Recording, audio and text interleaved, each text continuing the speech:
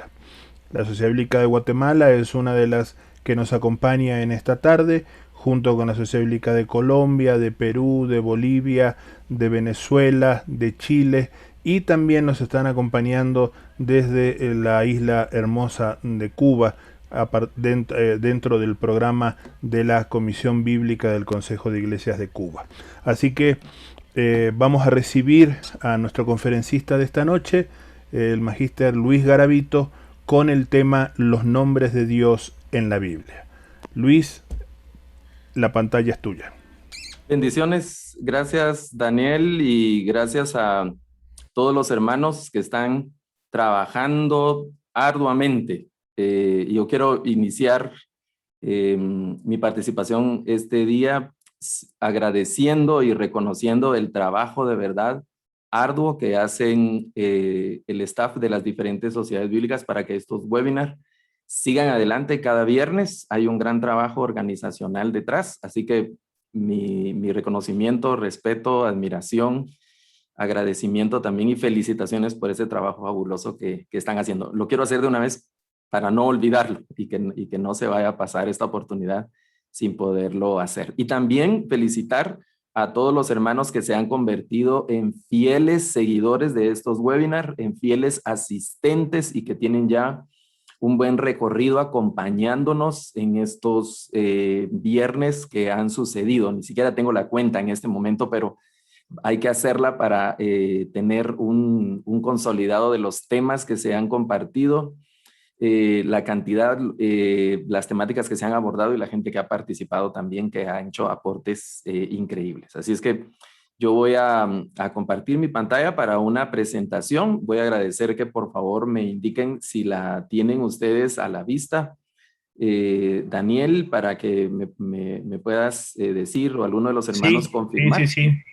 Ok, Se ve bien. ok, muchísimas gracias. Entonces, yo quiero, como el tema de hoy es acerca de los nombres de Dios, quiero que iniciemos esta tarde imaginando que Dios hace tarjetitas de presentación, así como usamos algunos de nosotros, que está ahí nuestro nombre, el cargo y alguna de las cosas. Que imaginemos que Dios anda ahí por el universo repartiendo tarjetitas de presentación.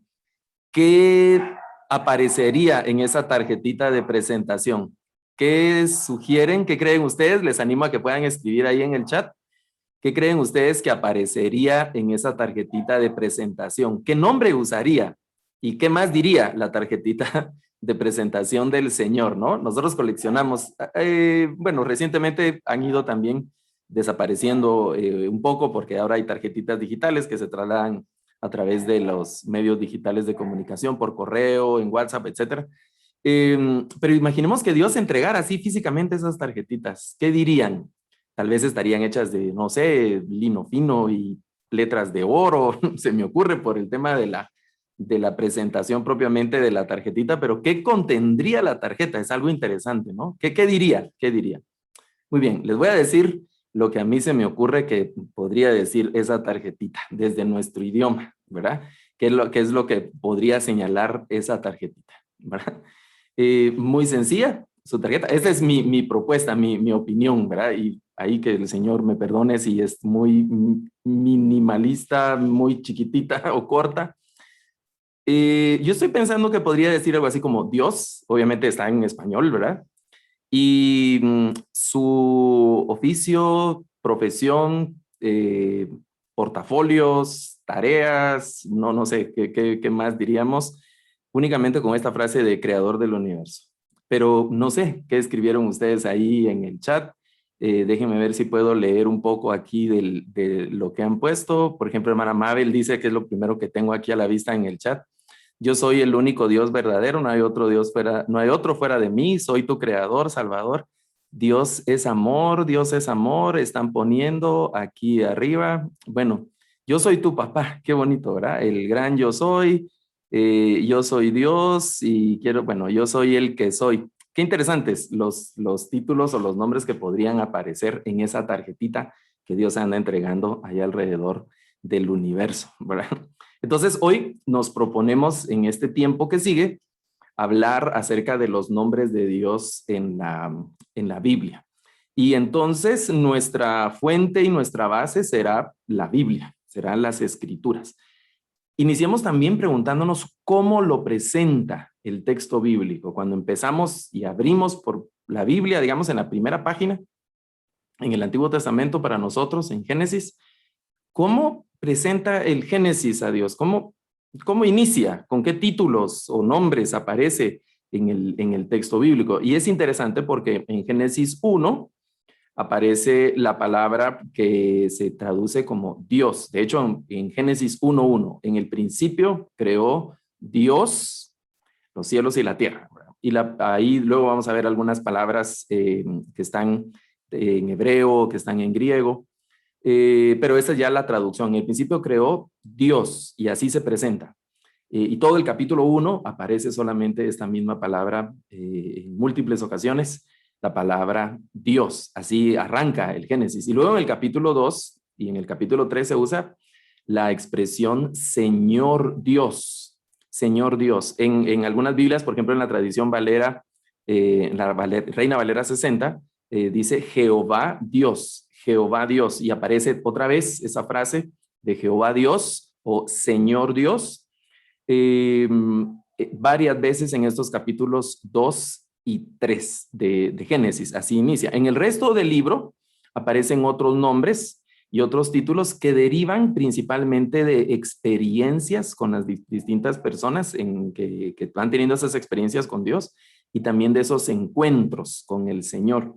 Y de ahí que en el libro de Génesis, que es el primer libro en el texto, en la Biblia, en ese primer libro aparecen, ¿qué diríamos como nombres o títulos? Que es lo que está subrayado ahí en amarillo. Más que nombres, son títulos y designaciones que dependen de la experiencia de las personas a las que se presenta Dios, que se encuentran con Dios, esas designaciones vivenciales o experiencias a partir de la vivencia de la gente que tiene esos encuentros con el Señor en Génesis. Por eso es que aparece como el Dios Altísimo, aparece también, por lo menos una vez en Génesis, el sustentador o el proveedor también sigue apareciendo como Dios eterno y también como el Todopoderoso, que son designaciones de Dios ahí en el libro de Génesis, que es el primer libro que tenemos ahí en la escritura, cuando abrimos la Biblia, ¿no? Y entonces ya de entrada estamos viendo que en realidad no es que sean propiamente nombres, por lo menos no en Génesis, sino que son más títulos y algunas, como he estado diciendo, designaciones a partir de la experiencia de las personas. Pero hay un asunto interesante que debemos considerar porque en Génesis se dice que los hombres invocaban el nombre del Señor, que invocaban el nombre del Señor. Entonces, ahí surge una pregunta necesariamente. Y esa pregunta es, ¿a quién invocaban? ¿Qué nombre invocaban los patriarcas? Si en realidad, en el relato bíblico, y los que ya pues tenemos algún conocimiento de este tema, sabemos que el nombre de Dios se le revela a Moisés en el libro de Éxodo, ¿verdad? Digamos adelante en la historia, pero hacia atrás, retrocediendo en la historia, ¿a quién invocaban los patriarcas? ¿A quién invocaban cuando empezaron a llamarse por el nombre de Dios, que dice la escritura, o que se presentaban ahí delante del nombre de Dios, o ese Dios al que servían, etcétera? ¿Qué nombre usaban o qué título utilizaban? Bueno, y eso es interesante, ¿no? Porque hay varios relatos. Por ejemplo, el relato de Abraham es muy, muy ilustrador. Nos ayuda digamos, a tener algunos elementos de consideración. Cuando él está en su peregrinaje, que ha salido de su tierra y de su parentela, etcétera, y ese recorrido que hace Abraham y llega a un lugar donde es precisamente la encina de Mamre, donde es un lugar de adoración, es un centro de adoración local, del lugar donde adoraba a la gente de ese lugar. Y Abraham se suma a ese grupo de adoración y ahí el Señor le habla a Abraham, que es la tierra, etcétera, pero él está ahí en el contexto de las deidades locales de ese pueblo. Aunque aparece el nombre de Dios ahí, digamos, o el título de Dios en Génesis, pues el redactor de Génesis está usando ese título, aunque el título o el nombre que usó Abraham en aquel momento, pues no lo conocemos más que probablemente las designaciones comunes de los dioses que se tenían en aquel momento. En Génesis 14 se narra el encuentro de Abraham con Melquisedec, y es interesante que Abraham le rinde tributo también y permite ser bendecido por el Dios de Melquisedec. Este Dios de Melquisedec, Abraham reconoce la preeminencia del Dios de Melquisedec, y solo de Melquisedec solo se dice que él era sacerdote del Dios Altísimo. Y volvemos otra vez al tema de nombres, que no es propiamente un nombre, sino que es una especie de título también, de designación de alguna característica de la ese carácter sublime, inalcanzable y superior del Dios al que servía Melquisedec. Claro que yo casi estoy seguro que alguno aquí que está siguiendo esta conferencia está pensando, sí, pero Melquisedec es una manifestación de Cristo o una cristofanía o algo como eso, ¿no? Por supuesto, digamos que ya nosotros desde nuestra perspectiva cristiana tenemos esa interpretación principalmente por la carta a los hebreos, que el autor de Hebreos pues identifica plenamente a Melquisedec con la figura de nuestro Señor Jesucristo y el sacerdocio de Cristo, según el orden de Melquisedec y todo eso. Pero en aquel momento, pues Abraham no tenía la carta a los hebreos, ¿verdad? Él no dijo, este es Cristo. Y entonces le ofreció todo y tuvieron una plática ahí de bendición. Vemos que Abraham también está rindiendo esa reverencia a este Dios y este reconocimiento mutuo de deidades en el momento de Abraham, ¿no? Y esa conexión histórica. Por supuesto que la narración de Génesis no es una narración histórica, digamos, sin ningún tipo de intención, sino es una especie de narración con una intencionalidad de fundamentar la historia de un pueblo, darle una identidad a un pueblo y un carácter histórico a un pueblo que está saliendo precisamente de la cautividad, tiene ya un recorrido histórico, etcétera. Entonces, hay una redacción intencionada del libro de Génesis al poner estos detalles, principalmente con algunos de estos temas. Hay una presentación especial que hace que el Señor se presenta delante de Abraham y se presenta como El Shaddai. Yo soy el Dios El Shaddai. Se presenta con Abraham en Génesis 17:1, y eso es bien interesante porque, bueno, esta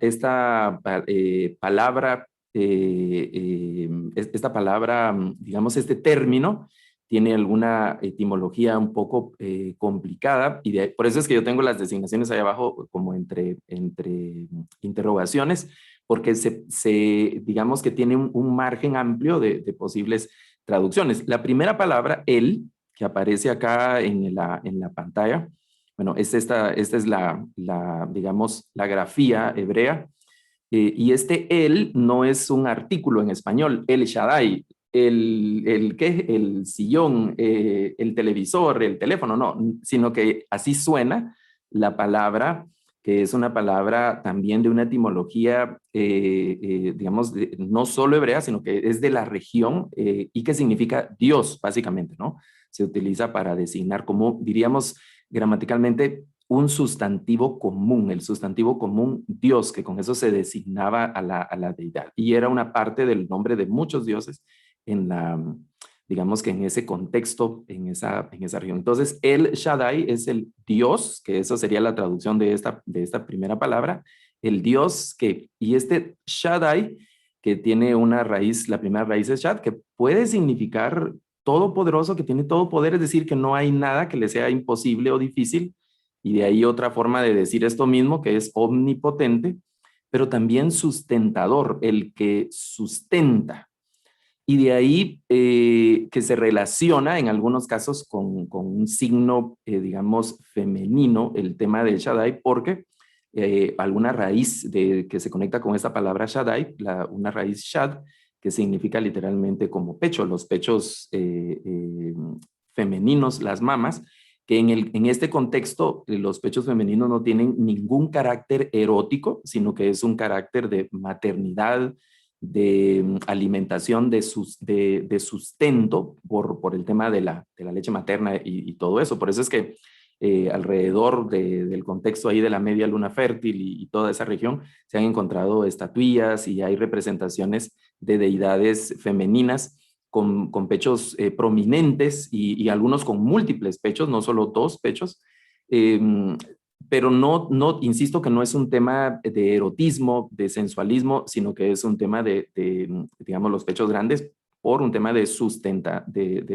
Entonces, pareciera que se conecta, ¿no? En ese contexto del sustentador. De hecho, los profetas utilizan la imagen también de Dios como el que sustenta a su pueblo y el que cuida a su pueblo con la pasión, con la ternura de una madre también, y que está, digamos que en el regazo o en los brazos de su mamá. El profeta dice que lo siente el Señor, a su pueblo lo consolará sentándolo en las rodillas y ahí como arrullándolo, como cuidándolo, como con la ternura de una madre. Los profetas utilizan varias veces la metáfora de la madre en este momento, ¿no? Pero es interesante estos detalles, cómo el Señor se presenta ahí con Abraham y el relato, ¿no? ¿Por qué el Señor se presenta con Abraham como el todopoderoso, como el sustentador, como el que no tiene ningún tipo de problema, ningún tipo de dificultad?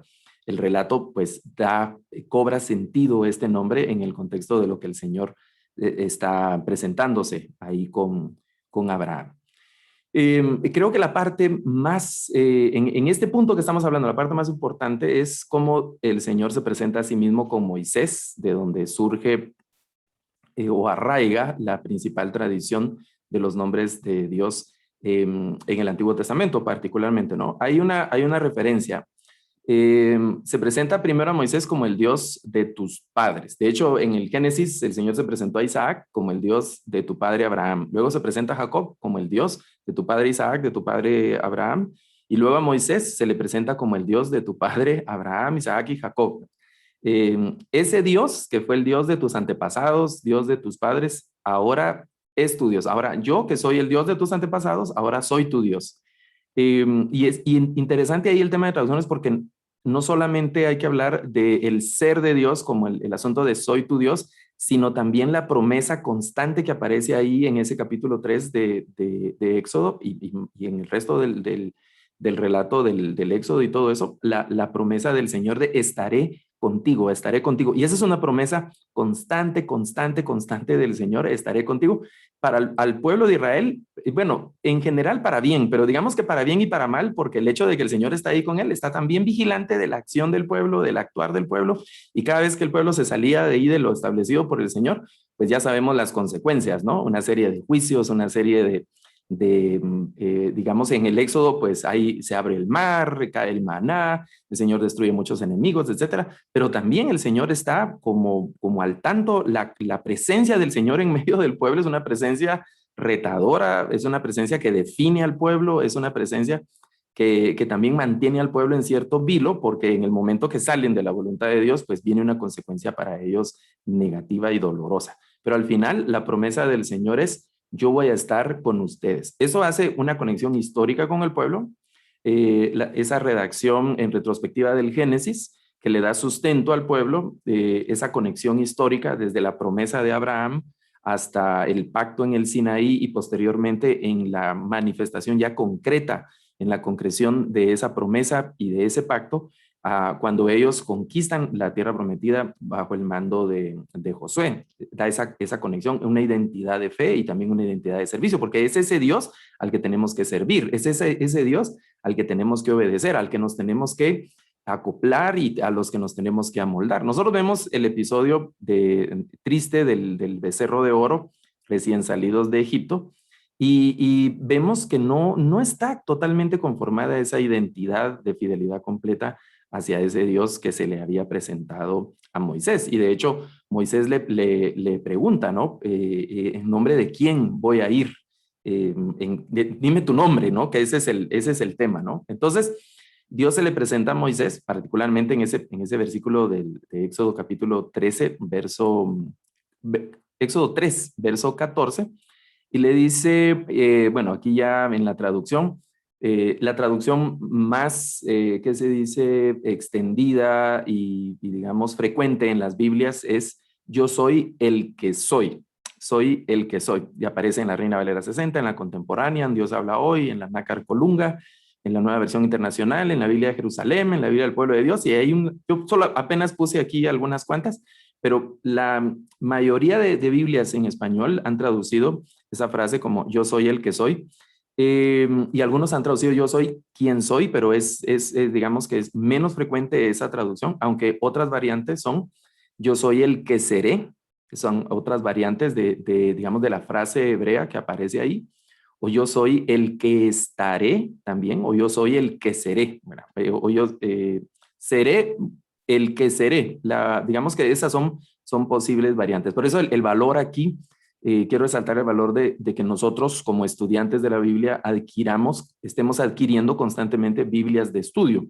Pregunte en su sociedad bíblica de cada país qué Biblias de estudio están disponibles y adquiéralas como estudiantes de la Biblia. Yo desde hace ya un buen tiempo estoy insistiendo a los estudiantes de los diplomados, de los institutos bíblicos, a los pastores, a los maestros de escuela dominical, maestros de niños, a todos los predicadores. En general debería ser una regla para todos los cristianos, pero principalmente a los que están ocupados en la enseñanza, en la predicación o que tienen ese interés de hacerlo, de comprar herramientas, adquirir herramientas de estudio bíblico, las Biblias de estudio. Entonces, en las notas de las Biblias de estudio es interesante porque muchas Biblias ponen, por ejemplo, en el texto principal, yo soy el que soy, hay una llamadita, que a veces es un número, un asterisco o algo, y eso nos envía a un pie de página o al margen en algunos casos, y ahí dice que otra posible traducción de esa frase es, y aparecen algunas de estas, yo soy el que seré, yo soy el que estaré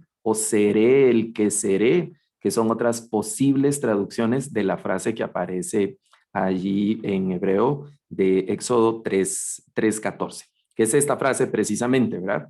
Que la pronunciación hebrea sería eye asher eye, que es la palabra. Hebreo se lee de derecha a izquierda, aunque aquí se repite una misma palabra, pero esta sería la primera palabra que hay que leer, y luego esta, ¿no? Que ese es el texto hebreo. Y las posibles traducciones. Seré el que seré, yo soy el que soy, y algunas Biblias han traducido soy lo que soy, pero es menos frecuente esta traducción, y también yo soy quien soy. Son otras posibles traducciones que a veces no están en el texto principal, esta traducción, sino que están en una nota al margen.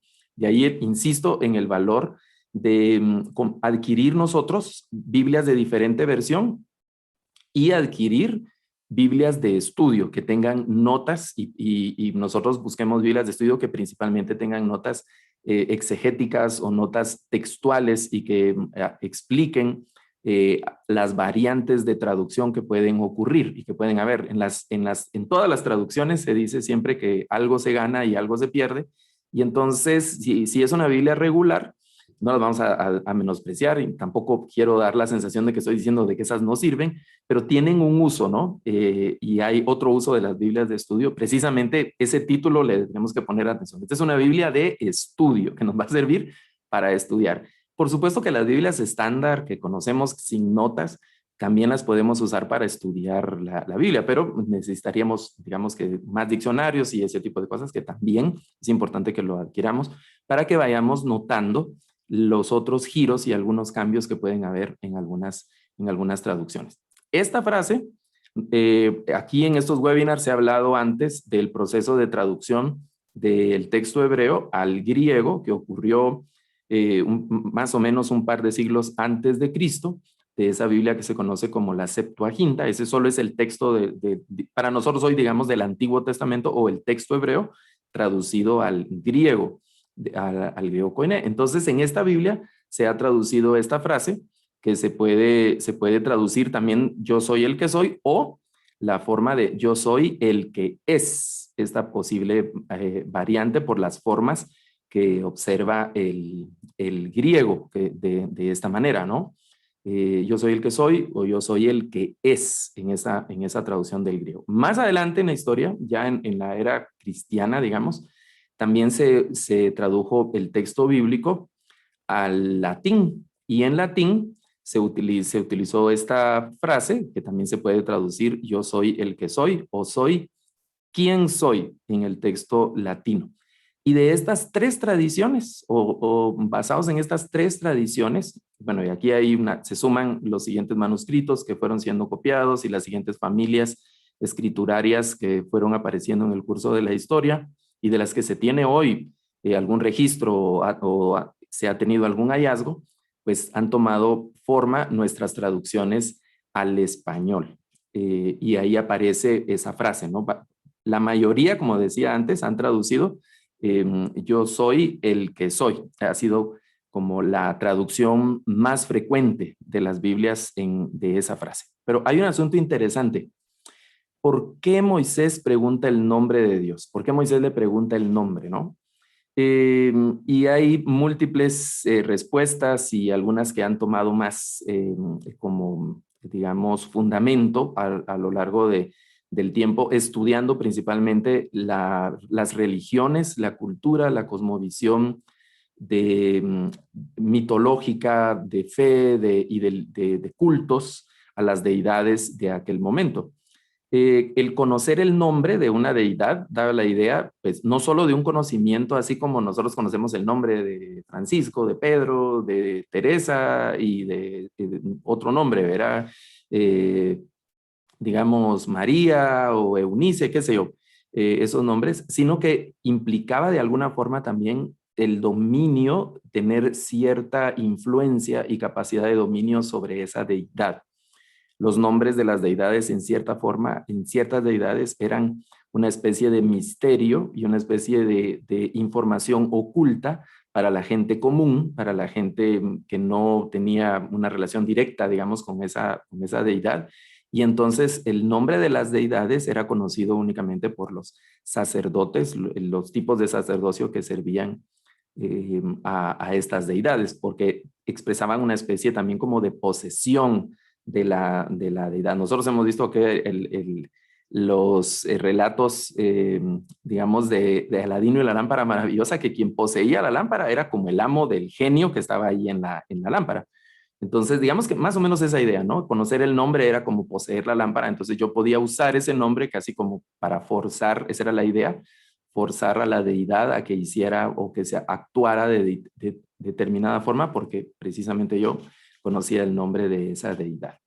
Aunque habían deidades que tenían múltiples nombres en aquel tiempo, deidades que tenían 30 nombres o 20 nombres que se utilizaban, y a veces resaltaba uno en particular, o que las deidades pues se adoraba, digamos que una misma deidad, pero en diferente región se le reconocía por un nombre distinto. En realidad, cuando uno lee el relato de Éxodo 3, Dios no le dice a Moisés un nombre en particular, sino parece decirle un título, ¿no? El nombre, en el contexto ese que estamos platicando, podría dar la sensación de una especie de esencia, ¿no? Por eso nosotros nos llamamos y nos piden nuestro nombre completo. Yo creo que eso se da en muchas naciones. Entre los latinos se repiten muchos nombres. Yo me llamo Luis y hay muchísimos Luises entre los latinos y en otros idiomas que hay variantes del nombre, pero es un nombre bastante común. Entonces hace falta la costumbre, pues yo soy guatemalteco y la costumbre en Guatemala es 2 nombres y a veces hasta 3 nombres, y luego se usan también 2 apellidos y resultan nombres bien largos, ¿verdad? Los 2 nombres y los 2 apellidos. Y a veces para las damas, ¿verdad? 2 nombres, 2 apellidos y suman el apellido de casada. Y eso hace que la persona se identifique. Ah, sí, es fulanito de tal. Dicen Luis, pero ¿cuál Luis? Entonces el apellido. Y a veces hay homónimos de coincidencia de nombres y apellidos. Entonces hay que recurrir a otra forma para la identificación. El nombre es una especie de captura de la esencia de la persona, de la entidad. Y entonces Dios no le dice a Moisés un nombre, sino más bien le dice una especie de título, que es acerca de su existencia, de su presencia en medio del pueblo. Y esa es por ejemplo, en el verso 12, él insiste que yo estaré contigo, y se usa esa parte de esa frase, la forma de ese verbo que aparece en el texto del 3:14, que se puede traducir yo soy, o yo estaré, o yo seré, que es una forma verbal. Se utiliza también en el verso 12, pero ahí no es tanto el de yo soy, que voy a ser, sino yo voy a estar contigo, mi presencia va a estar contigo, yo estoy contigo, y eso es algo que el Señor marca, como decía hace un momento, constantemente al pueblo. Yo quiero contarles que cuando yo era niño, pues yo asisto a la iglesia evangélica desde niño, y cuando era niño, en la primera iglesia en que asistimos, era una iglesia pequeña, en las afueras de la ciudad capital de Guatemala, y recuerdo con mucha claridad que detrás del púlpito de la iglesia había un cuadrito, estaba pintado de blanco y las letras probablemente eran azules, oscuro o negras, y tenía una parte de un versículo de Ageo, que decía, mi espíritu estará con ustedes, o estará con vosotros, decía, no temáis, de Ageo.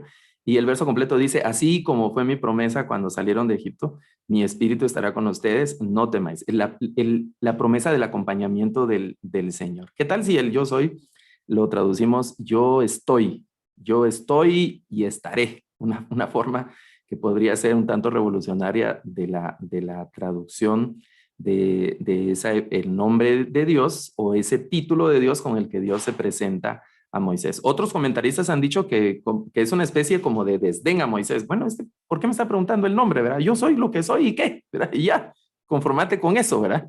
Es una especie, así interpretan algunos la respuesta de Dios a, a Moisés. ¿Se imagina que nos encontramos y usted me pregunta, ¿y cuál es su nombre, hermano? Y que yo le diga, pues el que soy, ¿verdad? Yo soy, aquí estoy, ¿y qué?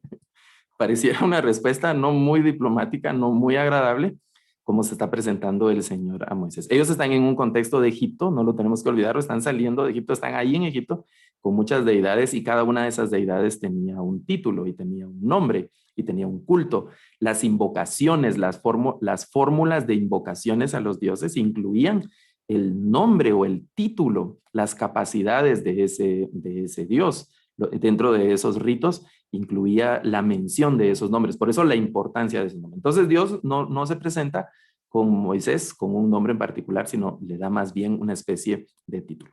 Por supuesto que en el curso de la historia, ese encuentro entre Dios y Moisés parece ser el inicio de la tradición o de la tradición del surgimiento de ese nombre que digamos que aparece en todo el texto hebreo y que aparece más de 6,000 veces esa forma de ese nombre que hoy conocemos nosotros como el tetragrama. Básicamente, tetragrama, eso es lo que significa 4 letras, ¿verdad? Una palabra griega que significa 4 letras y aparece más de 6,000 veces en el texto hebreo. Eh, parece ese encuentro ser el inicio de esa tradición de ese nombre. Tiene una etimología compleja, no es precisamente una forma verbal la palabra. No parece ser un sustantivo o una especie de adjetivo, sino parece ser una palabra distinta a las palabras como una especie de nombre propio que tienen su propia, diríamos, ortografía sin seguir una regla en particular, ¿verdad? En esa definición del tetragrama. Es interesante también que el tetragrama aparece en algunos escritos, bueno, aparece varias veces en diferentes textos e inscripciones, y hay una estela interesante que se llama la estela de Mesha, que más o menos data del siglo IX, del año 840 se ha fechado aproximadamente antes de Cristo, y menciona al Dios israelita, que el Dios israelita es, digamos, aquí estamos sí, como a la mitad del siglo IX antes de Cristo, es la etapa de los reyes, ¿verdad? Entrando ya en acercándose a la etapa de la profecía clásica del tiempo de Israel. Y este es un rey de Moab que se llama Mesha, de ahí el nombre de la estela. Y él está hablando de sus victorias y de sus campañas en el relato, que la estela está escrito también en paleohebreo. Digamos que es algo interesante también de la redacción de esta estela. Y aparece ahí el nombre del Dios de los israelitas. El Dios de los israelitas usando el tetragrama con caracteres del hebreo de ese tiempo, ¿no? Que es un asunto interesante también. Pero aparecen varios otros textos, digamos, en cerámicas, otros escritos, donde también hay registros que se escribe el tetragrama. El tetragrama. Algunos de esos se conocen como teónimos, que son escritos que incluyen el nombre de un dios, en general un nombre de un dios, pero estos son a nosotros de particular interés, pues hoy no tenemos tanto tiempo como para ahondar en esta parte, digamos, historiográfica, arqueológica, de las inscripciones que se han encontrado donde aparece el tetragrama y el contexto donde se ha encontrado los escritos del tetragrama, pero a estos artículos y manuscritos y textos, incluso que están fuera del contexto de Israel, se les conoce también como teónimos, ¿verdad? Porque incluyen el nombre de Dios. De ahí que este nombre pasó a ser el nombre del Dios de Israel, el Dios de Israel.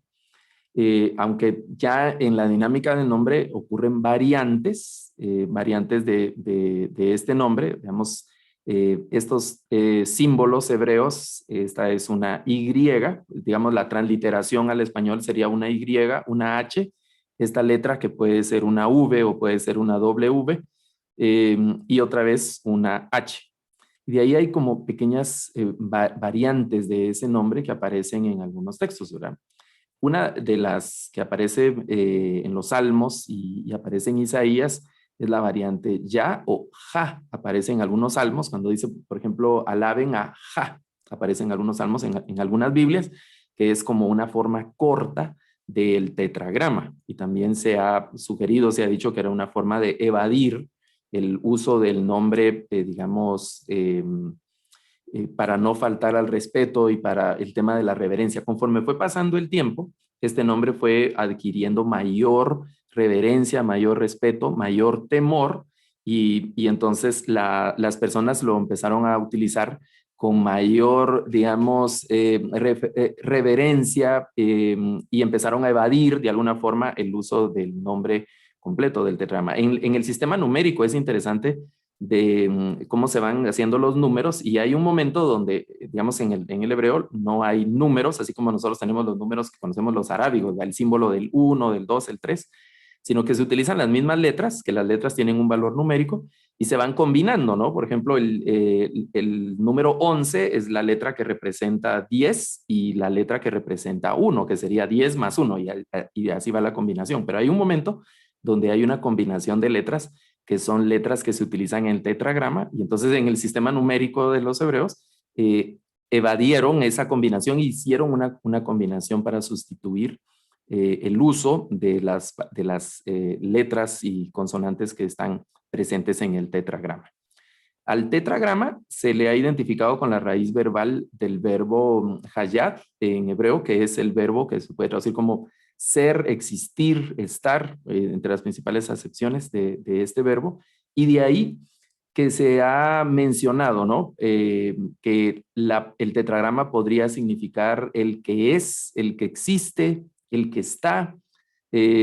Algunos dicen que el tetragrama, digamos, ese es, yo he encontrado que es un error relativamente frecuente, que algunos piensan que el tetragrama, así como está señalado aquí, es el que aparece en Éxodo 3:14, cuando el Señor le dice a Moisés, yo soy el que soy, y no es el tetragrama, sino que es otra forma verbal. Esa sí es una forma verbal que aparece ahí en Éxodo 3:14, es una forma verbal de este verbo hayá en hebreo. Esta es una palabra distinta del tetragrama, que no está, digamos, ligada completamente a esa forma verbal, pero se le identifica al tetragrama con esta forma verbal de ser, existir o estar. Por ahí andan unos videos en las redes sociales que son, esa es la forma que yo lo menciono, son muy románticos y son muy emotivos y pueden ser así como tocan nuestro corazón, pero no están completamente ajustados a la realidad del idioma y de cómo ha sido el desarrollo de los textos, ¿no? Y de los nombres, en este caso del tetragrama. Hay un asunto con el tetragrama, porque con el paso del tiempo, el tetragrama pasó a ser el nombre santo, sublime y por lo tanto muy reverenciado dentro del pueblo de Israel. Y ya para el tiempo, por ejemplo, de los evangelios, ya el tetragrama había dejado de pronunciarse, había salido ya de las lecturas orales y parece ser que es durante el exilio, algunos calculan un poco más de 400 años antes de Cristo, cuando el tetragrama deja de pronunciarse, o por ahí se ha como identificado digamos, los momentos en los que el tetragrama ya no aparece como oralizado, y entonces se pierde la pronunciación del tetragrama. No se sabe, no se sabe con exactitud cómo podía haberse pronunciado en aquel momento el tetragrama. Se había dejado de pronunciar. ¿Por qué se había dejado de pronunciar? Precisamente por esa referencia de no usar el nombre de Dios en vano, de no, una especie de respeto, no quisiera decir exagerado, pero digamos extremo, de no usar ese nombre de Dios. Había hay un comentarista, bueno, se ha comentado un asunto interesante que me parece un relato muy fantasioso, que algunos han sugerido que el tetragrama lo pronunciaba el sumo sacerdote cuando entraba al lugar santísimo. Entonces, ahí era el único lugar donde lo podía pronunciar. Entonces, si uno piensa, el sumo sacerdote en el lugar santísimo, no entraba cada rato el sumo sacerdote, ¿verdad? De decir, me voy a ir al lugar santísimo a tomar una siesta ahí en el lugar santísimo, ¿verdad? O voy a ir a leer un rato al lugar, o voy a ir a ver qué tal el lugar santísimo. Sino entraba por turnos una vez al año, según pues, los calendarios, y, es decir, no entraban muchas veces. Y entraba solo. ¿Y cómo era posible que si solo en el lugar santísimo podía mencionar el nombre y era solo el sumo sacerdote, cómo podía aprender el nombre, ¿no? Entonces ahí la historia se enreda un poco. Claro, hay salidas porque Dios se lo revelaba, pero una cosa un poco ahí mística del traslado del nombre de Dios. Lo cierto es que en el abandono de la lectura del tetragrama se fueron sustituyendo por otras opciones. Al llegar al tetragrama, algunas tradiciones leían Adonai, y en otros momentos leían Elohim. Leer Adonai, la palabra Adonai significa Señor, o mi Señor podría ser, y Elohim, que significa Dios. Luego también surgieron otras formas de sustitución del tetragrama, como Hashem o Hashem, dependiendo de la pronunciación de una letra ahí hebrea. Y básicamente lo que Hashem significa literalmente significa el nombre. Esta primera parte es el artículo. Este sí es artículo, ¿verdad? Como decir el zapato, el guante, el computador, el nombre. Y la palabra Shem, que significa nombre. Eso es cuando alguien dice Hashem o Hashem. En la música, digamos, judía, mesiánica, se menciona mucho este nombre, ¿no? Que es una referencia a Dios. Básicamente es una referencia al tetragrama, al nombre de Dios, pero es en sustitución por ese respeto. Hay un relato que muchos de nosotros conocemos y es el tema del hijo pródigo. Cuando el hijo pródigo se enfrenta con el papá y se refiere que ha pecado contra el cielo. Eso es algo interesante porque es también una especie de referencia a Dios, una especie de sustitución. Es decir, he pecado contra Dios, ¿verdad? He pecado contra el cielo, dice en la parábola del hijo pródigo, en el relato de Jesús, de Lucas capítulo 15. Y también en otras tradiciones hacían un silencio, ¿no? En el momento de llegar el tetragrama, en la lectura al tetragrama, hacían un silencio de esas tradiciones, al dejarse de pronunciar. Hay un asunto interesante en la lectura de los rollos del Mar Muerto, porque en los rollos del Mar Muerto, en algunos manuscritos que se han leído, donde debería de ir el tetragrama, hay 4 puntos. En lugar de, incluso, este ya es, diríamos, como otro nivel de reverencia, algo así. Los escribas de estos manuscritos que se han descubierto en el Mar Muerto, están copiando el texto y luego llegan al tetragrama y dicen, no, bueno, aquí estoy imaginando, esa es mi imaginación. Si yo fuera un escriba del Mar Muerto de aquel tiempo, estoy copiando el texto y llego al tetragrama y yo ni siquiera soy digno de copiar el tetragrama. ni siquiera soy digno de escribirlo, ¿verdad? Entonces, la opción que encontraron fue poner 4 puntitos que representaban las cuatro letras del tetragrama en los textos ahí, que se encuentran en algunos textos de Qumran. Ese es un asunto sumamente interesante de la referencia al tetragrama como nombre de Dios en los rollos del Mar Muerto, en algunos de los rollos del Mar Muerto. Ok. Otro de los nombres muy comunes en el Antiguo Testamento de Dios es el nombre Elohim. Elohim. Ese es el nombre que aparece en Génesis 1:1. Es, digamos que la primera designación de Dios. En Génesis, el texto hebreo dice, Bereshit bara Elohim, y ahí empieza Elohim, esa es la palabra de Dios. En el principio creó Dios, ahí está Elohim, los cielos y la tierra, concluye ese versículo. Entonces aparece ahí en el primer versículo, en la entradita del texto hebreo, la palabra Elohim. Esa palabra que es muy interesante también, el estudio de esta palabra, porque Elohim, digamos, estrictamente es una palabra que está en plural, es un sustantivo, es el plural de un sustantivo común, el plural masculino de un sustantivo común. El sustantivo es el, que ya hemos hablado un poquito antes, que significa Dios. Ese es digamos que el singular es el, como en palabras como Bet El, esta palabra Bet El, que la primera palabra significa casa de Bet El, y luego el, que es Dios, entonces casa de Dios, ¿verdad? También hay una palabra interesante,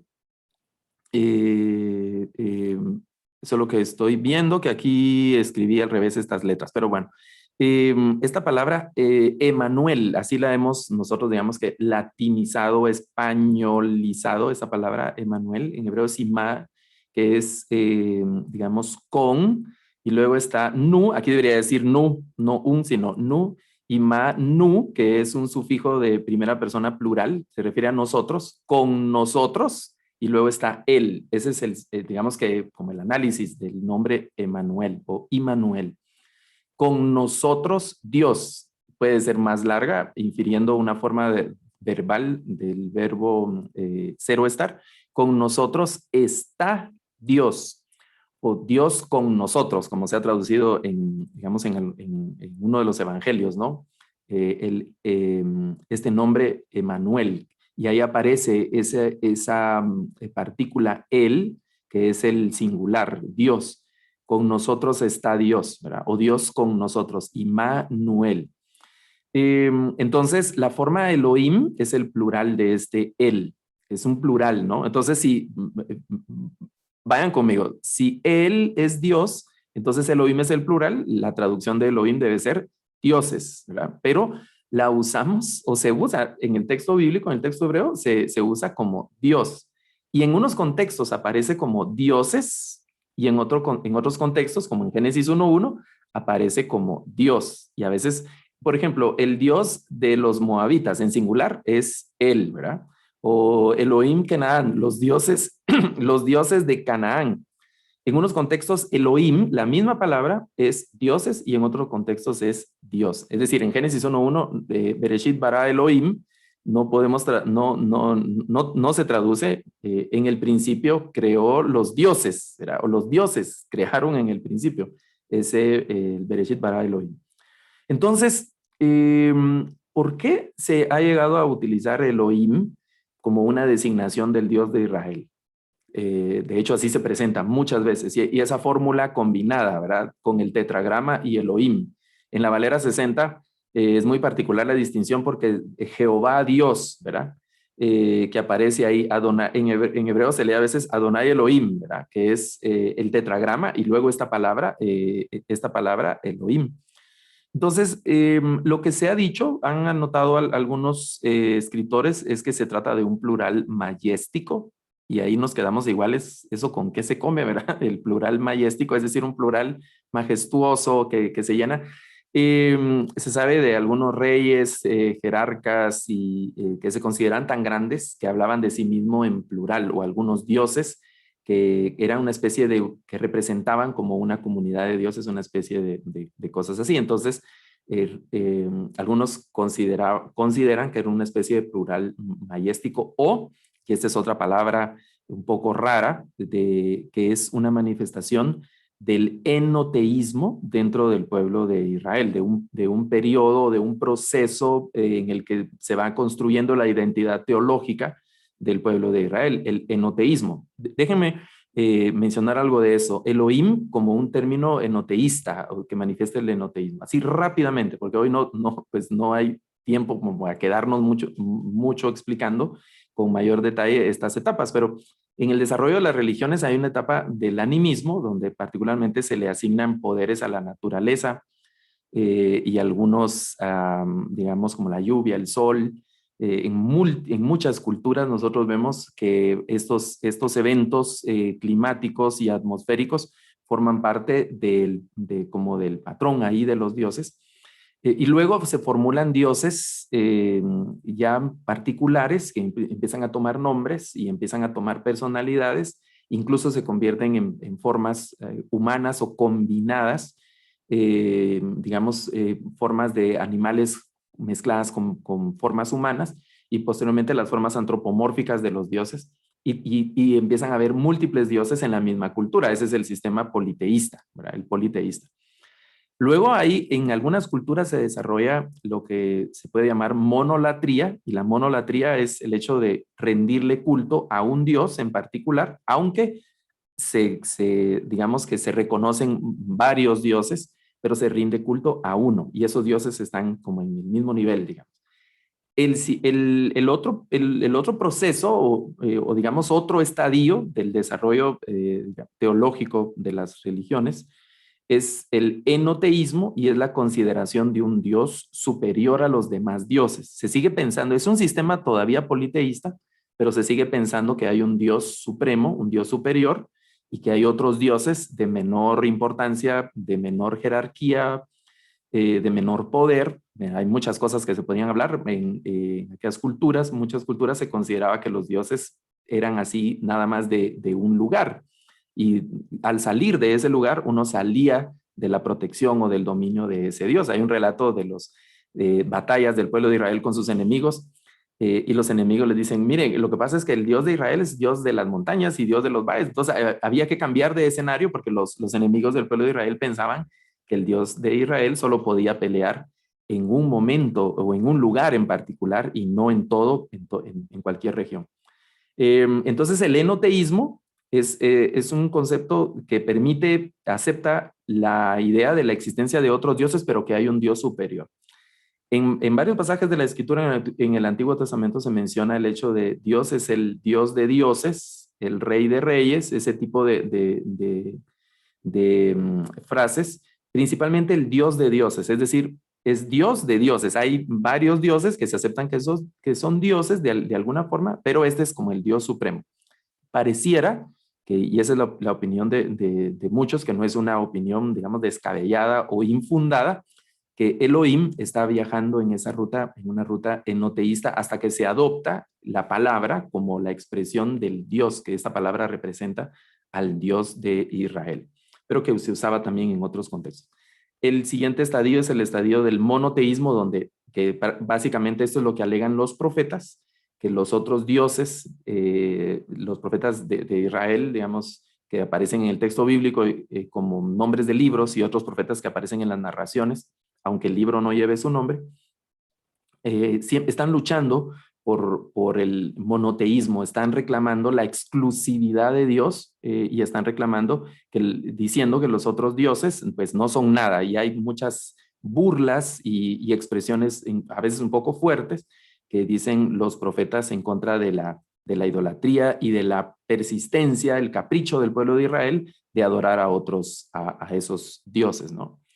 Y luego lo que encontramos en el texto bíblico es, volviendo al carácter de Génesis, y aquí estoy acercándome al final de la presentación, son combinaciones de nombres que están compuestos principalmente por eventos, encuentros y vivencias de los personajes a lo largo de la historia. En los relatos de los profetas, por ejemplo, es muy particular el hecho de que mencionan títulos. Por ejemplo, Isaías enfatiza mucho el Santo de Israel. Dios es el Dios Santo de Israel. En Jeremías aparecen frases, en los profetas, en Jeremías y en otros profetas aparecen frases como yo soy el Dios de los ejércitos, el santo Dios de los ejércitos y su rey, cosas como esas, ¿no? Que se establece mucho el tema de la autoridad, o cuando la gente le asigna un nombre a Dios. Entre los que resaltan, porque el listado, este no es un listado exhaustivo, el Olam, recuerden que esta palabra el significa Dios, entonces el Olam es el Dios eterno, el Neamán, que es el Dios que es fiel, el Agadol, que el Dios grande, el Akadosh, el Dios santo, el Emuná, el Dios fiel, el Caná, el Dios celoso o el Dios que está como enojado, podría traducirse en algún momento también, que desea a su pueblo y por eso está un poco irritado en estos nombres. Y bueno, este es un listado solo, digamos, con algunas muestras de las combinaciones utilizando esta palabra hebrea, el, que se traduce como Dios, como Dios. Pero también hay otros nombres compuestos que utilizan el tetragrama. Aquí hay un intento de transliteración y otra palabra hebrea, que es el significado, ¿verdad? Digamos Adonai Mekadesh, que sería el Señor que santifica. Adonai Elohim, que es el Señor Dios, que habíamos hablado, a Adonai Jireh, que es el Señor previsor. La palabra Jireh es de una forma del verbo ver, es el Dios el que verá, básicamente, ¿no? Eh, Verá, y de ahí que se ha traducido también como proveerá, Dios proveerá, que va a dar, pero básicamente el concepto de fondo de Jireh es como el Dios que está atento y que él va a ver qué hace, ¿verdad? Dios va a hacer algo, que es lo que Abraham dice, pues Jehová Jireh, ¿verdad? El Señor, ahí que mire el Señor, ¿verdad? Eso es lo que está diciendo Abraham ahí cuando le preguntan por el cordero. Y ahí está, bueno, Nisi, el Señor es mi milagro, el Señor mi bandera, Tzidkenu, que es nuestra justicia, Rafa, mi sanador, Roí, que pues, es mi pastor, básicamente mi pastor, el Señor es mi pastor. Sabaoth, que este es muy frecuente en los profetas. Los profetas están hablando de Dios que es un guerrero que va a pelear contra los enemigos y los va a derrotar y va a hacer un montón de cosas. Siempre se presenta como Adonai Sebaot, que es el Señor, el Dios de los ejércitos, ¿verdad? El de los ejércitos que va a pelear. La palabra Adonai, que es la con la que se sustituía el tetragrama, en el proceso de traducción del hebreo al griego, cuando pasa al griego, se encuentran con que el tetragrama, ¿cómo traducir al griego un nombre que no se pronuncia? Entonces, la estrategia fue traducir la sustitución más frecuente, que es Adonai. Y entonces se tradujo al griego Kyrios, que el griego Kyrios, la traducción es Señor. Eso aparece ya en la Septuaginta, el griego Kyrios. Y luego esta tradición es la que se adopta más adelante en los escritos del Nuevo Testamento. Al referirse al Dios del Antiguo Testamento, ya no aparece el tetragrama, sino que, como son escritos en griego, se utiliza siempre el Kyrios. Y el Kyrios, que significa Señor, es una referencia al tetragrama, al nombre sublime, al nombre sagrado dentro de los textos. Luego, nuestra latinización del nombre judío y el nombre, la forma griega, al final a nosotros nos ha llegado en Latinoamérica la expresión Jesús, que básicamente una traducción puede ser Salvador. Otros títulos que aparecen en el Nuevo Testamento es Cristo, y también se utiliza Mesías, que son, el significado de fondo es ungido, la palabra Mesías, elegido para la designación de Cristo, como este término griego y este término hebreo. Jesús el Cristo, y luego ya una especie de contracción de estas dos formas, Jesús el Cristo, que son las formas que aparecen en nuestras Biblias en español de Jesucristo, que es básicamente eso es lo que quiere decir, Jesús el Cristo, Jesús es el elegido, Jesús es el Mesías. Y la forma corta, uniendo esos dos vocablos, aparece la forma Jesucristo. Y este es un nombre que a mí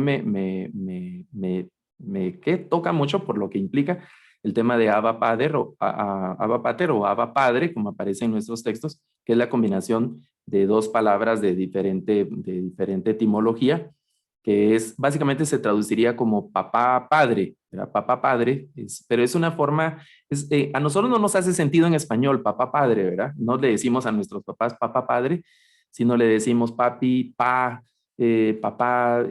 bueno, ya en otras culturas a sus papás le dicen viejo, ¿verdad? O vieja, pero no es despectivo, sino es de cariño, ¿verdad? Mi viejo, el viejo, mi viejita, cosas como esas, ¿no? Que esa sería la equivalencia de esta frase Abba Padre, ¿verdad? Papá Padre. Eso es un tema ahí interesante de ese contexto. Bueno, y aquí estoy ya terminando y luego vamos a dar lugar a algunas preguntas porque estamos ya también ahí con el tema del tiempo. Eh, los padres de la iglesia, y eso son algunas cosas de los nombres que aparecen en nuestras Biblias, los padres de la iglesia transliteraron el tetragrama y ahí hay algunas ideas de que se considera que para ellos, digamos, hacen ese intento de transliterar al griego el tetragrama y surgen, por ejemplo, un padre de la iglesia que se llama Teodoro, eh, translitera IAB. Otro padre en sus escritos, otro padre de la iglesia que se llama Clemente, translitera Yahweh, Yahweh. Porfirio y Yahweh, esas variantes de transliteración que no había una norma en ese momento, ¿no? Y a partir de ahí surgen algunas ideas. Ese es un proceso que lleva, digamos, mucho tiempo, no ocurre de la noche a la mañana, estas variantes que van surgiendo y que se van implementando en los textos. Se van combinando también en algunas tradiciones masoréticas el uso de vocales de la palabra Adonai y Elohim, con unas pequeñas variantes, para vocalizar el tetragrama, el intento de vocalización del tetragrama. Y en esa dinámica surgen los vocablos Yahvé y Jehová que aparecen en nuestras Biblias. Aparecen en nuestras Biblias. Hasta, bueno, no hace tanto tiempo atrás que en la publicación de Biblias y en la presentación de nuevas Biblias se ha vuelto a la tradición de usar el Señor, donde en el texto aparece el tetragrama. Digamos que en la Reina Valera contemporánea, uno de los giros más osados, digamos, es sacar la palabra Jehová en la tradición Valera y poner el Señor en el tetragrama. Bueno, y aquí voy a dejar de compartir para decir esta última parte de la presentación y luego pasar a las preguntas o algunos comentarios. Es decir, hoy nosotros la pregunta es, hermano, ¿y entonces qué nombre uso para orar? ¿O qué nombre uso para referirme al Señor? ¿Verdad? Ahora ya sé por qué Dios no me contesta mis oraciones porque estoy usando el número equivocado, como cuando uno le dan un teléfono y toma un número equivocado. Era 8 y yo apunté 6 y entonces jamás logro comunicación, ¿verdad? Te estuve a llamar, pero yo te di mi número. ¿Cuál es el número? Yo no ve, ay, lo escribí mal, ¿verdad? En realidad, y esto es un tema bien interesante porque estamos volviendo al asunto de que en el texto bíblico, hoy nosotros de nuestra perspectiva cristiana no podemos decir que Dios tenga un nombre en particular, sino que son títulos a partir de experiencias vivenciales que las personas van teniendo. Y esto es un asunto bien interesante cuando uno viaja a las traducciones a otros idiomas, por ejemplo, los idiomas mayas. En los idiomas mayas también hay sustantivos comunes para referirse a las deidades. Por ejemplo, aquí en Guatemala, entre los idiomas mayas, una de las palabras más comunes es ajau, para traducir, digamos que se refiere a la deidad. Ajau es señor, un señor, pero no señor así como, ay, viene un señor, sino es el señor, ¿verdad? En relación con esa dimensión de Dios, de divinidad, y en muchos idiomas mayas, en muchas traducciones, se utiliza ajau para referirse a Dios, cuando se refiere a Dios, ¿verdad? Esa palabra y otras palabras que se utilizan, que se refieren a la deidad. Entonces, si yo no oro en el tetragrama, si no digo Adonai, si no digo Elohim, si no digo Yahvé o Hashem o Elolam o esas, no los menciono en hebreo o en griego, Dios no me va a oír mi oración, no tiene el mismo poder, no va a tener la misma unción la oración. Creo que no, creo que no. Es decir, Dios queda sujeto, en ese sentido sujeto, a la expresión propia de cada uno de nuestros idiomas. Y quiero mencionar esto a manera de anécdota. Hace unos 25 años atrás aproximadamente, eh, eh, una persona se acercó conmigo y me dijo que ya no teníamos que orar, por ejemplo, como cristianos, era un pastor cristiano y me dijo que no teníamos que orar Jesús de Nazaret, sino que teníamos que orar Yeshua HaMashiach. Esa era la oración, que esa era la verdadera oración, ¿verdad? Y entonces, bueno, esa es una forma de un idioma, ¿no? Nosotros decimos Jesús, en otros idiomas ya no dicen Jesús, ¿verdad?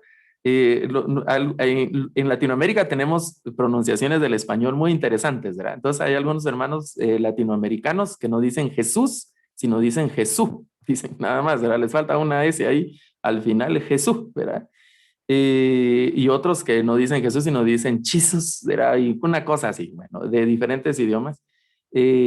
Porque, es decir, el tema de cómo vamos a invocar a Dios y cómo vamos a llamar a Dios no depende, desde nuestra perspectiva cristiana, de una palabra como una especie de clave mágica, como una especie de conocimiento místico, de un conocimiento, digamos así, oculto, que si yo digo estas palabras mágicas como ábrete sésamo, ¿verdad? Como se decía antes en una promoción ahí de chimpum pan, tortillas, papas, y entonces al decir esa frase ya el poder de Dios va a descender porque estoy usando el término ahí secreto, ultra secreto, para invocar el nombre del Señor. Básicamente nosotros en nuestra tradición cristiana hemos adoptado los nombres que nos han entregado en la Biblia. Por eso es que mucha de nuestra liturgia, los que hemos crecido con la Reina Valera 60 o la Reina Valera 1909, la tradición valera del siglo XX, digamos ahora del siglo XXI, mucha de nuestra liturgia, mucha de nuestra himnología incluye la palabra Jehová. Y a mí me preguntaba, entonces, ¿qué? ¿Tenemos que quitar todas esas palabras porque no es un nombre, digamos, de la tradición? No, no hay ningún problema con que sigamos nosotros cantando y expresando y orando y leyendo nuestra Biblia con ese tipo de nombres. No debería representar para nosotros un tipo de inconveniente. Así que les agradezco la atención a esta parte y vamos a ver si hay alguna pregunta y el tiempo que tengamos ahí para interactuar. Y a Sí, ver cómo nos va ahí con las preguntas, ¿verdad? buenas noches, Luis, y gracias por la conferencia, gracias por los aportes. Tenemos algunas preguntas, tenemos poco tiempo, pero hay una que cuando tú mencionaste, empezaste a mencionar el Génesis, no tenemos el nombre, el lugar donde, ni el nombre ni el lugar de donde viene la pregunta. Dice, cuando Dios creó al hombre a imagen de Dios lo creó, varón y hembra los creó. Y de ahí sale la pregunta, ¿Dios es femenino y masculino o qué es? Bueno, Haciendo la asociación con claro, Dios. no debemos pensar en Dios como en una forma humana, ¿no? Hay un recurso retórico de redacción que se conoce como antropomorfismo, que es cuando a Dios se le asignan características humanas, físicas, de sentimientos humanos o de oficios humanos. Por ejemplo, decir que Dios es pastor, o que Dios es guerrero, o que Dios es alfarero, o que Dios es agricultor, o que Dios es herrero, o que Dios, estoy tratando de recordar que otros oficios se le aparecen en las imágenes de Dios en el texto bíblico. Ese tipo de cosas, ¿no? Incluso el tema de que Dios es padre, eso es un tema un poco más sensible, pero al final es una metáfora de nuestra realidad. Ese tipo de cosas es una metáfora bastante profunda y amplia, pero esa es también una metáfora antropomórfica. Hablar del ojo de Dios, del oído de Dios, hablar y yo sé que hay experiencia, sí, hermano, pero es que Dios, Moisés vio la espalda de Dios, ¿verdad? Entonces se imagina las dimensiones de la espalda de Dios, las Mm. dimensiones de los pies de Dios, es decir, de ahí que no podemos mencionar que Dios tenga una imagen, un contorno en particular. Es decir, Dios es espíritu y como tal no necesita una especie de forma. Dios no está sujeto como nosotros al tiempo y al espacio. Él supera esas limitaciones. Nosotros estamos sujetos al tiempo y al espacio. No, digamos, nuestro cuerpo ocupa un determinado espacio y para movilizarnos necesitamos tiempo y también vamos utilizando un espacio y una serie de cosas así. Entonces, cuando en ese texto se habla de imagen y semejanza, no debemos pensar que es una imagen antropomórfica, es decir, que Dios tiene una imagen varonil o que tiene una imagen femenina, porque digamos que es un tema muy complejo, ¿no? De ahí tendríamos que definir la imagen de qué etnia es Dios, ¿verdad? Ujú. Y Dios es moreno, blanco, pelirrojo. Nosotros en Guatemala usamos una expresión que espero que no sea grosera en los otros países latinoamericanos, pero cuando la persona tiene los pelos así parados, decimos que es quishpinudo. De Kishpin. espinudo sería la decisión, pero Ujú. decimos quishpinudo, ya una degeneración ahí de la palabra, que tiene el pelo espinudo, como así todo para. Dios es así de rizos, que nosotros decimos colocho, rizos, en Guatemala decimos colochito, o risitos así, eh, o si es de pelo liso, los ojos de Dios, ¿de qué color son los ojos de Dios? El color, ¿de qué tamaño es Dios? ¿Su mano se imagina las uñas de Dios? ¿Y tiene pelitos Dios en sus deditos? Es decir, esa es una imagen en la que no podemos viajar constantemente. Entonces, la imagen y la semejanza que se menciona ahí no debemos descartar completamente que se refiera a una imagen y a una semejanza física material. Son otros elementos a los que se refiere esa imagen y esa semejanza. Gracias. Desde Guatemala, desde tu tierra, y lo pregunta Marco Vinicio a través del Facebook Live, dice, he escuchado que una de las mejores traducciones del tetragrama podría ser Emanuel, Dios con nosotros. ¿Qué piensas de esa postura? Bueno, inicialmente hay que decir que no sería una traducción, ¿verdad? Sino que sería una especie de adaptación como Adonai.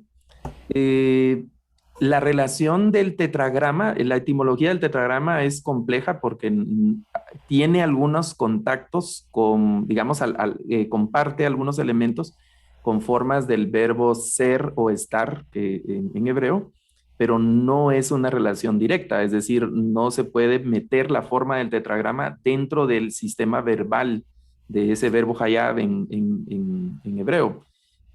Como que se acerca un poco, pero no necesariamente está completamente integrado en el tema verbal de ese verbo. El concepto en general del tetragrama que amarra de una forma teológica, un poco más que lingüística, teológica, con la expresión de la presentación del Señor con Moisés, de yo soy el que soy, o yo estoy, o yo soy el que estaré, podría ser una combinación por las formas verbales que están ahí presentes en hebreo, tiene esa conexión con el Emanuel, con Emanuel. Por lo que decíamos que Emanuel, la palabra hebrea significa, bueno, tiene tres elementos, y, que es im, que es con, nu, que es nosotros, y él, que es Dios. Con nosotros Dios sería la traducción de Immanuel, ¿verdad? Con nosotros Dios. Entonces, con nosotros Dios. Y luego a Moisés le dijo, yo soy el que estaré con ustedes. Hay una conexión ahí de concepto, una conexión conceptual. Podría ser una referencia, pero no digamos que no podría ser como una especie de traducción, sino como una adaptación de los conceptos de ambas palabras, ¿verdad? Ok, gracias. Y la última, porque estamos con el tiempo ya, eh, un hermano de, eh, hermano Walter, no dice dónde es, también de Facebook Live, como iglesia estamos llamados a decir la verdad y solo la verdad.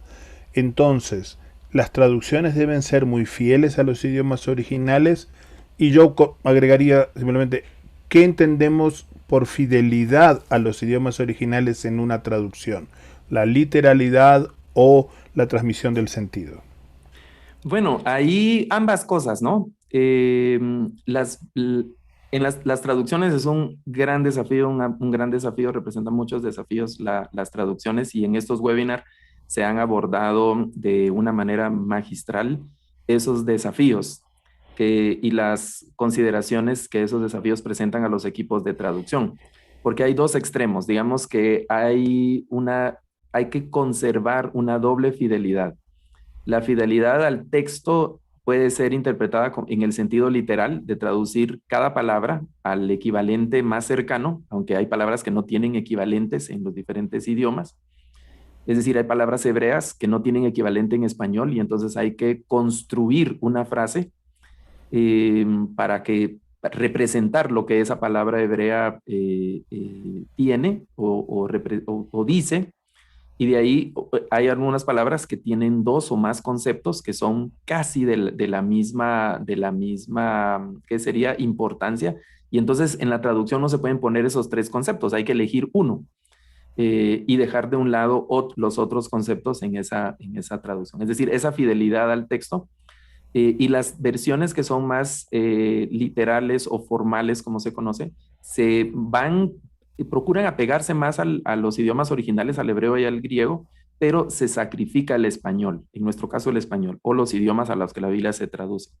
Y otras Biblias que son de índole más dinámica, de equivalencia, de esas traducciones que se acercan más, procuran ser más naturales, más fluidas a los idiomas destinos, y entonces pareciera que se violenta el texto, ¿no? Porque no se está traduciendo literalmente, de manera literal. Yo creo que esa fidelidad al texto incluye ambas cosas, ¿no?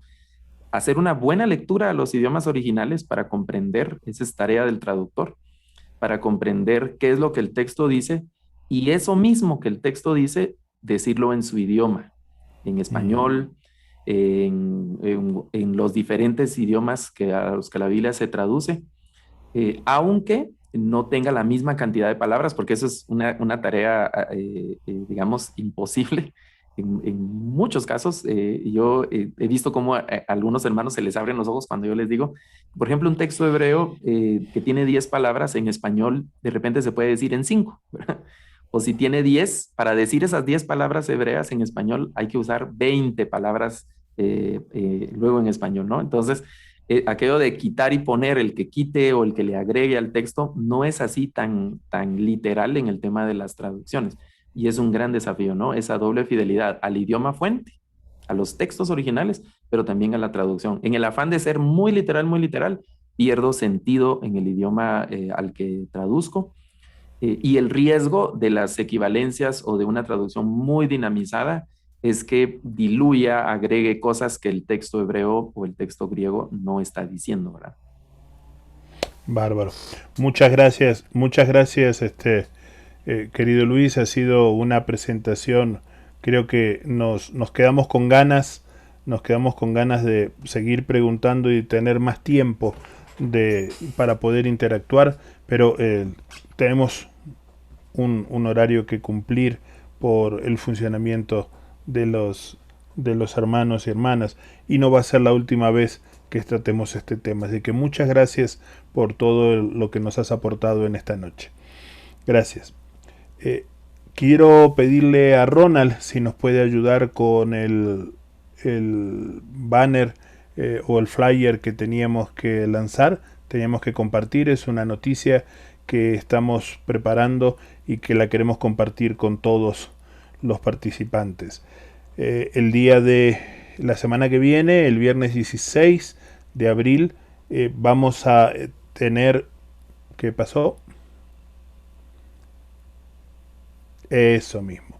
El próximo tema, el próximo webinar, reserve su tiempo y le agradecemos su fidelidad para estar con nosotros. Es Babilonia, Sistema y Espíritu, una lectura espiritual del origen y caída de Babilonia por la expositora Carola Loli de Boggio. Ella es de Perú y va a estar disertando sobre este tema que es muy interesante, sobre todo porque es un tema que nos abre a diferentes formas de interpretación. Vamos a estar todavía a las 6 de la tarde, hora de Colombia, Ecuador, Panamá y Perú. Para el mes de mayo vamos a estar comenzando una hora más tarde por los diferentes cambios de horarios que hay en la región. Vamos a estar comenzando una hora más tarde, pero eso lo estamos anunciando, pero lo vamos a implementar en el mes de mayo. Ronald, y si tienes por favor el flyer del Diplomado Internacional de la Biblia. Gracias.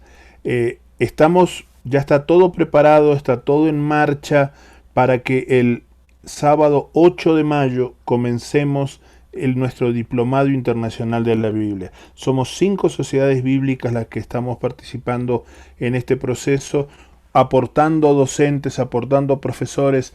El mismo profesor Luis Garavito será uno de los que estará acompañando en este proceso del Diplomado Internacional de la Biblia.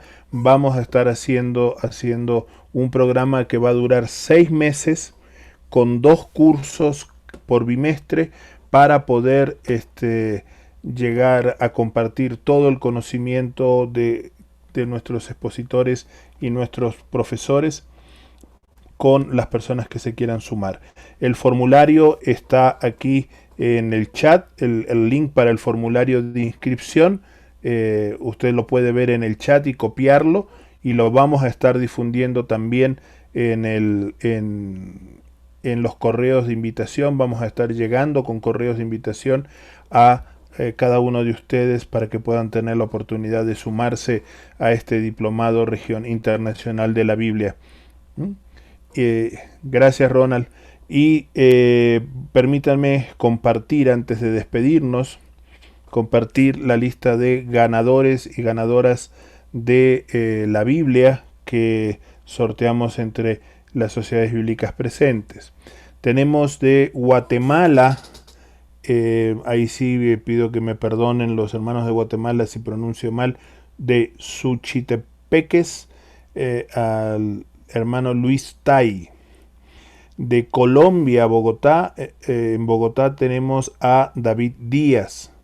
En Ecuador, en la ciudad de Guayaquil, a Azucena Cedeño. En Perú, de Callao, a Virginia Ponce. De Bolivia, en La Paz, tenemos a Absalón Condori. En Chile, en Santiago de Chile, tenemos a Eli Lalo. Repito, Luis Tai de Guatemala, David Díaz de Colombia, Azucena Cedeño de Ecuador, Virginia Ponce de Perú, Absalón Condori de Bolivia y Eli Lalo de Chile, Santiago de Chile. Así que con esto estamos dando cierre, finalizando nuestro webinar de esta semana, y quiero pedirle a mi colega y nuestro hermano Pastor Pablo Gutiérrez de la Sociedad Bíblica Peruana si nos puede dirigir en una oración para despedir este encuentro. Oremos. Amantísimo Padre Celestial, te agradecemos por esta reunión, por la palabra que hemos escuchado, Señor, porque tú eres un Dios que nos sigue hablando y que sigue actuando a pesar de las circunstancias, los momentos difíciles que estamos atravesando. Señor, te pedimos para que salgamos desafiados y que cumplamos tu misión. Oramos en el nombre de Cristo Jesús. Amén, Señor. Amén. Si abrimos nuestras cámaras, ahora sí, no sé si podemos abrir las cámaras para saludarnos y micrófonos para saludarnos y despedirnos todos.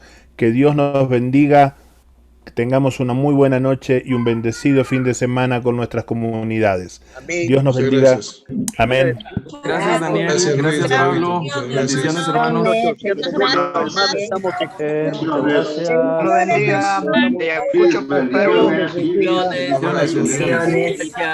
Bendiciones de Guatemala.